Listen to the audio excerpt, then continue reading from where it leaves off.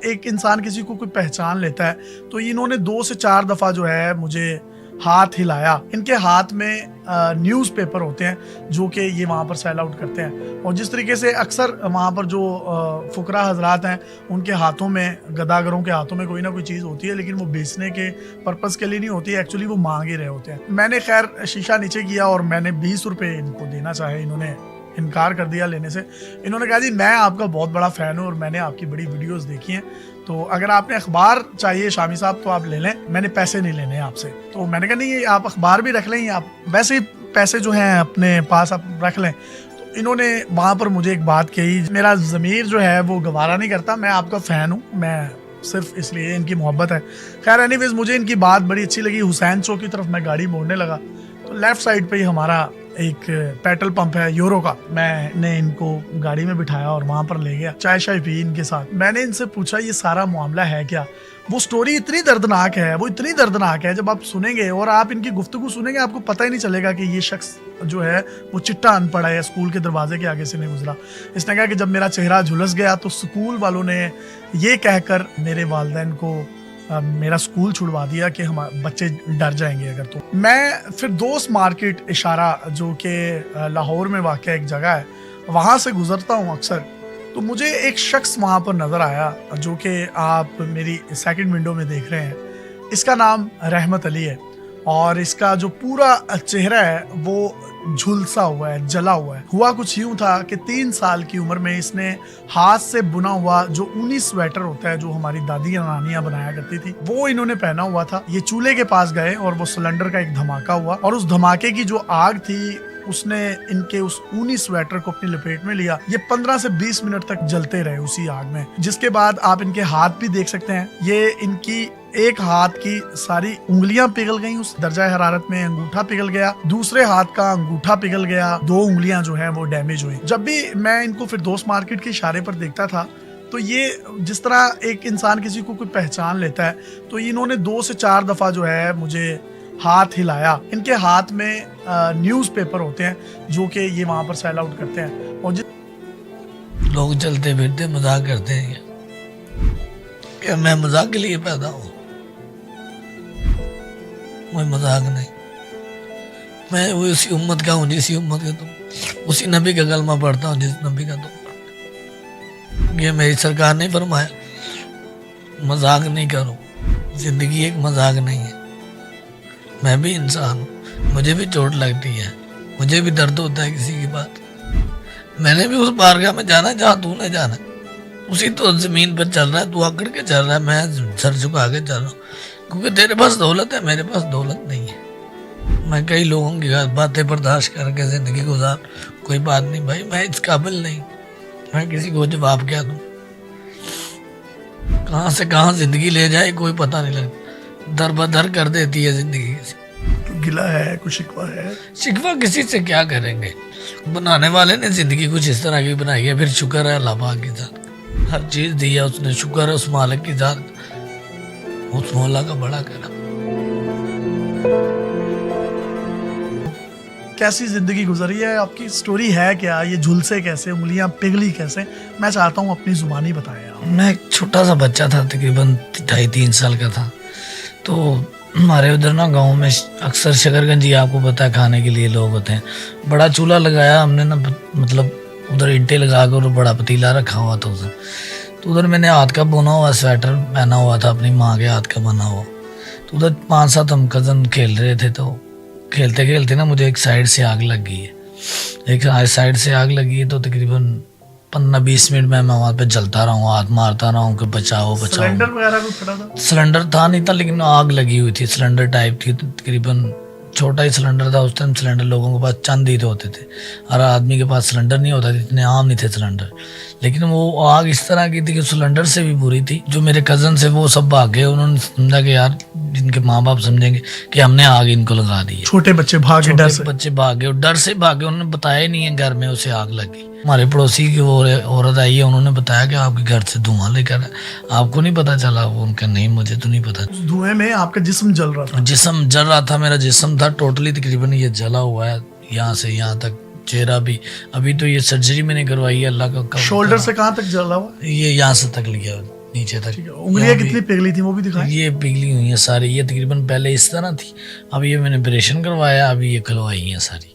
अच्छा, ये बंद हो गई थी मुट्ठियां? ये मुठियाँ बंद थी, अभी ये मैंने जुना हॉस्पिटल से तकरीबन 10 साल पहले खुलवाई हैं। ऊपर करके उंगलियां दिखाएं जरा। ये इस तरह, ठीक है। ये तकरीबन मैंने 10 साल पहले भी ये इलाज करवाया था। मुझे हॉस्पिटल ले गया, डॉक्टर ने कहा 36 घंटे निकाल गया फिर आपका बच्चा, तो ये ठीक है, वरना नहीं तो ये अल्लाह को प्यारा हो जाएगा। तो उनका दुआएं करें, बस दुआओं का ही असर मिल सकता है, नहीं तो वरना आपके बच्चे की जो कंडीशन है। उम्र कितनी थी आप? कि मेरी 2.5-3 साल थी। 3 साल थे। स्कूल का क्या वाकया हुआ था? 5-6 साल का हुआ तो मैं स्कूल में गया, तो उधर तकरीबन पहले एक तो टीचर था अच्छा, उसने कहा चले मैं आपको पढ़ाता हूँ, तो उन्होंने 3-4 टीचर मिलकर कहने लगे यार ना इसका तो चेहरा खराब है, तो बच्चे ना उनसे डरेंगे, तो इनसे प्राइवेटली आप पढ़ाना चाहें तो इनके घर जाके पढ़ा सकते हैं, या मतलब लहदा कोई इनके लिए। उनका यार बच्चे डरेंगे तो निकाल दें इनको फिर। तो फिर कुछ गुर्बत भी थी और गरीबी भी थी घर के अंदर। वाले साहब जो थे मजदूरी करते थे, कभी लग जाती थी कभी नहीं लगती थी। उनकी कितनी आमदनी भी नहीं थी, उसकी तकरीबन थी इतनी कि उस टाइम 70-80% उनकी मजदूरी मिलती थी। तो वो जो हमारा घर का 70-80 रुपये तकरीबन बनते थे, तो वो हमारे घर का राशन ही तो मतलब पूरा होता था। वो ही कमाने वाले थे, तब वो उनकी दिहाड़ी से हमारा घर चलता था, तो इतनी आमदनी नहीं थी ना कि तकरीबन हमारे पास इतने सासे थे जो हम बेच कर या कोई। सबसे बड़े थे बहन भाई? उसमें बड़ा था मैं, सब में से 3 छोटे हैं, अभी मैं एक बड़ा हूँ।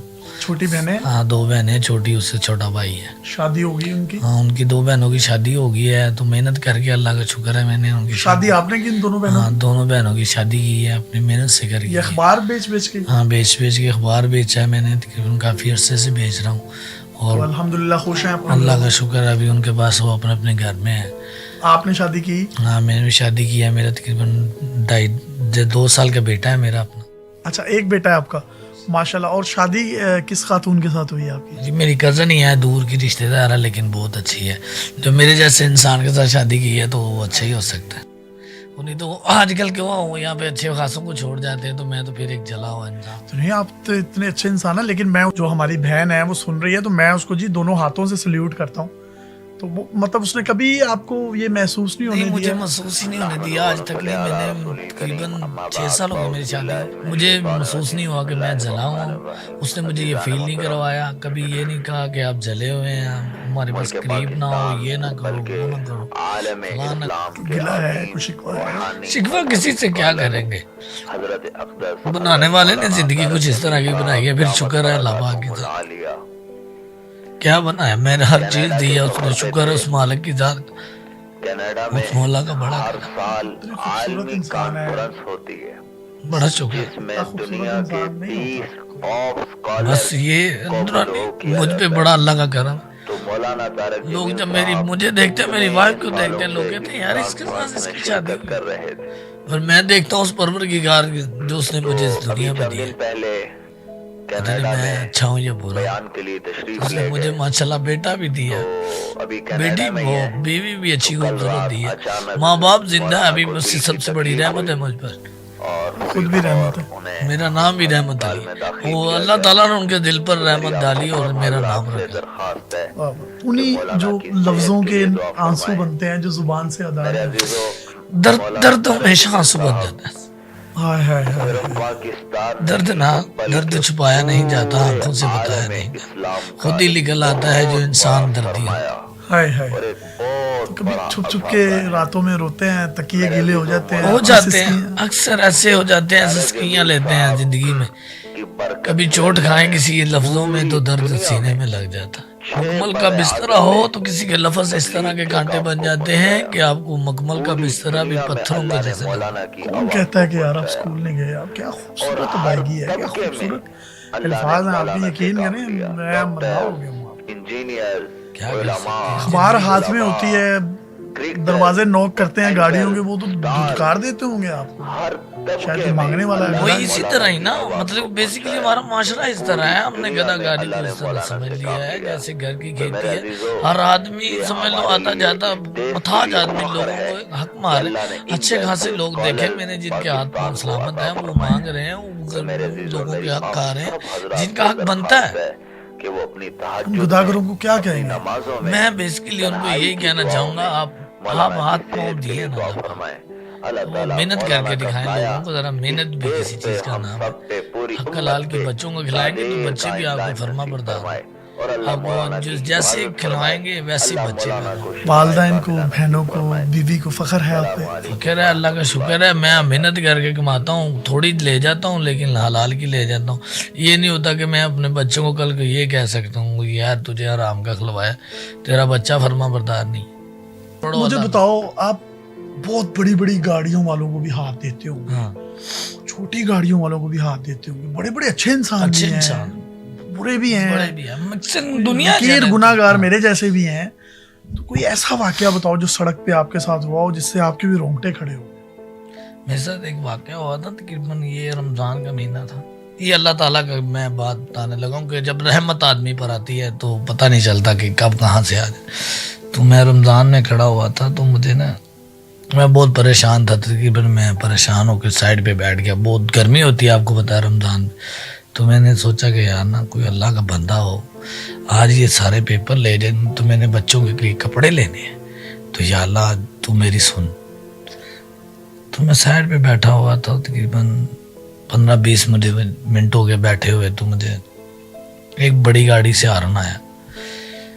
تو میں نے کہا شاید کسی اور کو دیں گے، مجھے کیوں ہارن دینا؟ تو ہارن دیا، تو میں نے ان کو، مجھے ایک تھیلے میں نا جو گفٹ ہوتا ہے اس نے مجھے 5,000 روپے دیا ہے۔ تو میں نے کہا میڈم میں نے نہیں لینا یہ پیسے۔ تو کہنے لگی کیوں نہیں لینے؟